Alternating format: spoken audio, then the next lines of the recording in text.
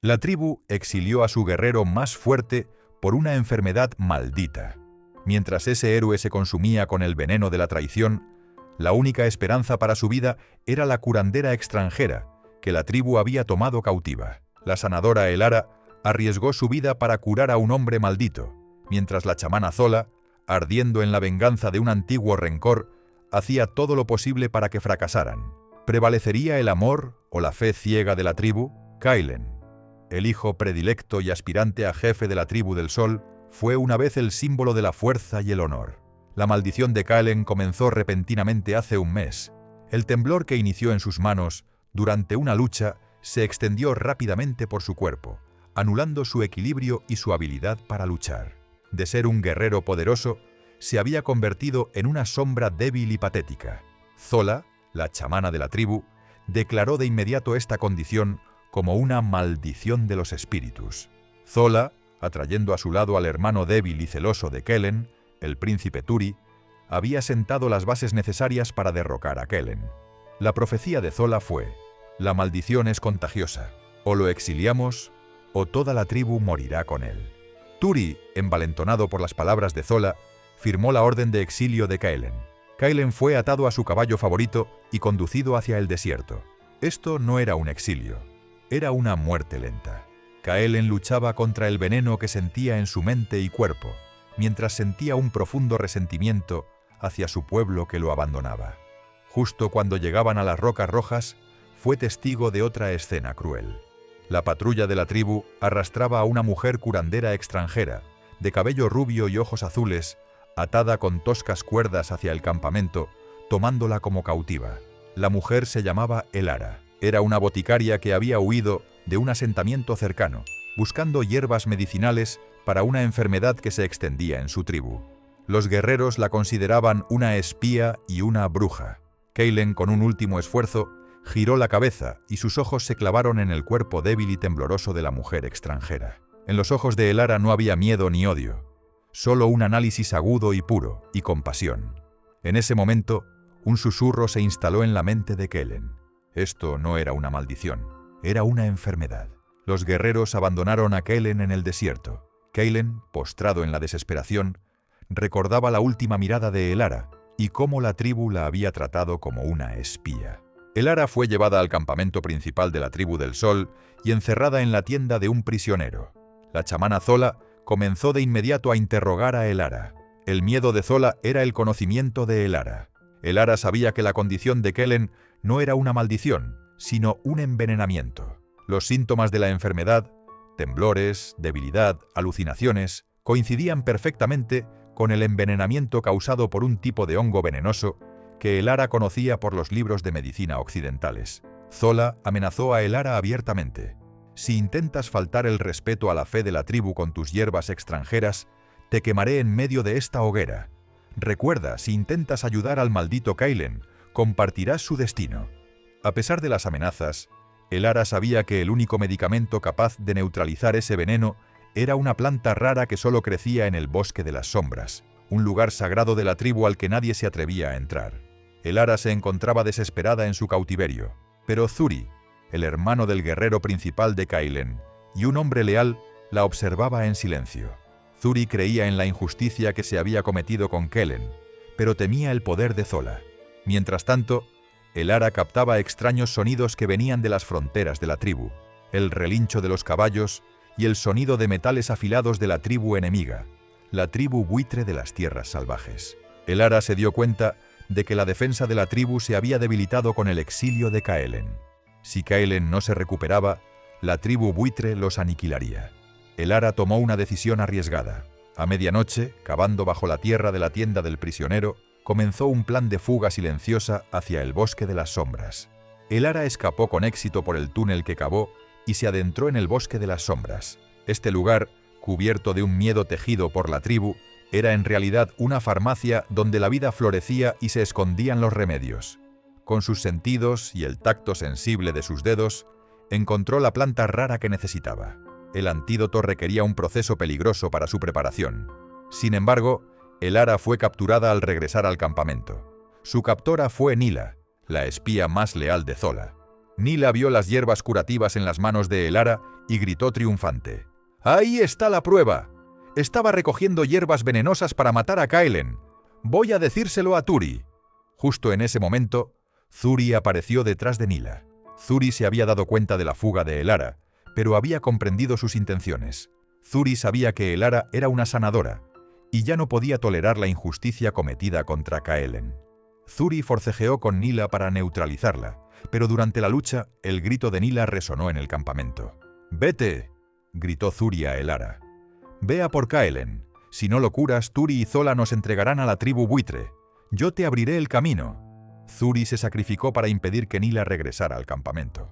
Elara, con el corazón roto, corrió con el antídoto hacia las rocas rojas. Encontró a Kellen, semiconsciente y delirando. Su cuerpo temblaba. Su mente estaba nublada por el veneno.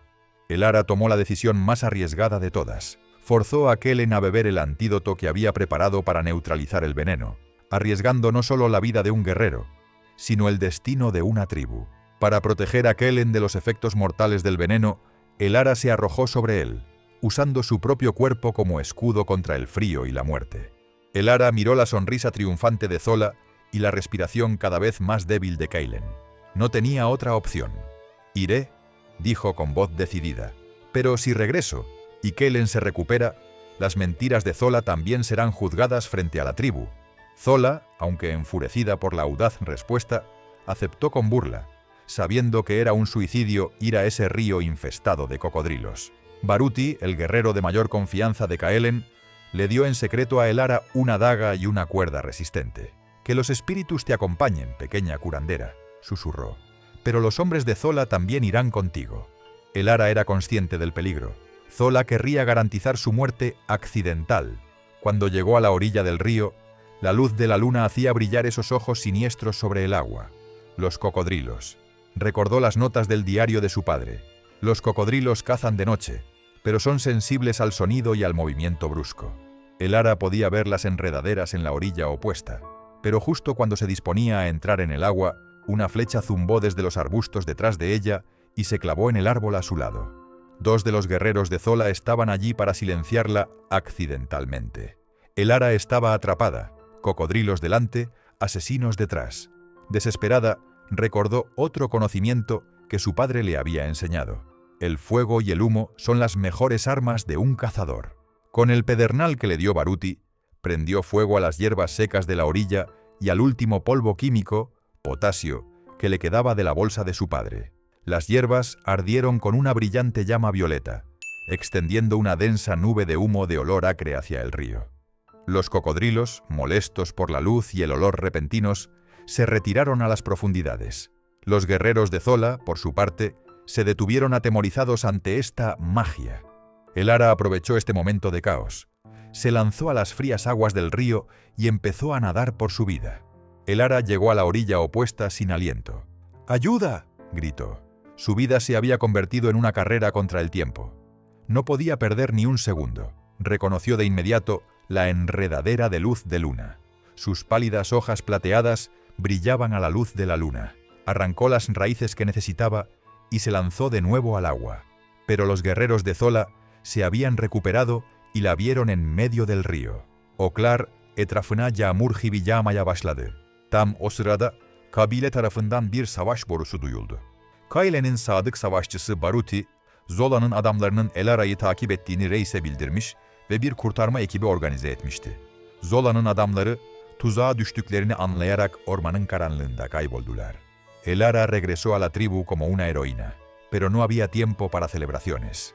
El aliento de Kellen era ahora apenas un susurro. «Demasiado tarde», siseó Zola.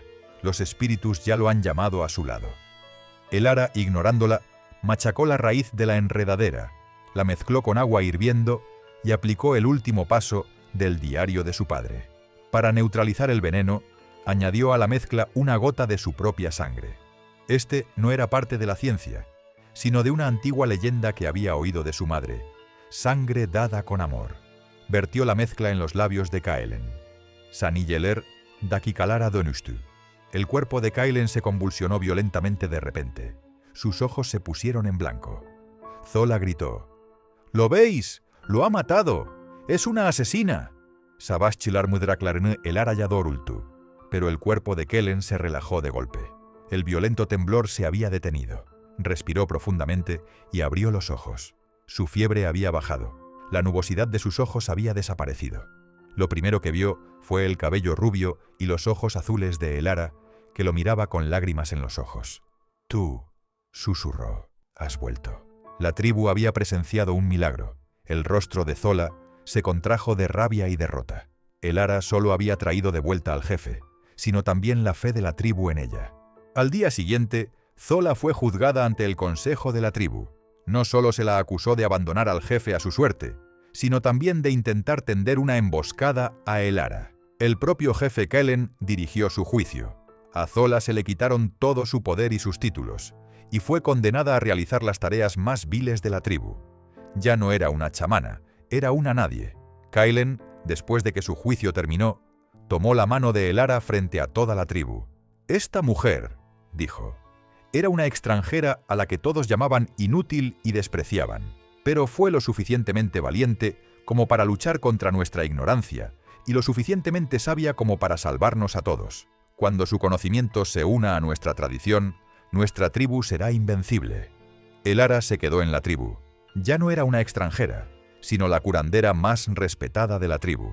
Combinó los conocimientos de medicina occidental del diario de su padre con la antigua sabiduría herbal de la tribu. Empezó a curar no solo epidemias, sino también las viejas heridas entre las tribus. El amor de Kellen y Elara se convirtió en un símbolo de la unión de las fortalezas de dos mundos diferentes. Años después, cuando sus hijos les preguntaron por la historia de la serpiente muerte silenciosa, Kellen sonreía. «Esa serpiente», decía, «sacó a la luz el veneno más oscuro de la tribu, pero al mismo tiempo nos trajo el antídoto más poderoso, el amor y el conocimiento». Elara, esa chica inútil, no solo había salvado a un jefe tribal, sino el destino de todo un pueblo, y en el proceso había encontrado un amor mucho más fuerte que el que había perdido.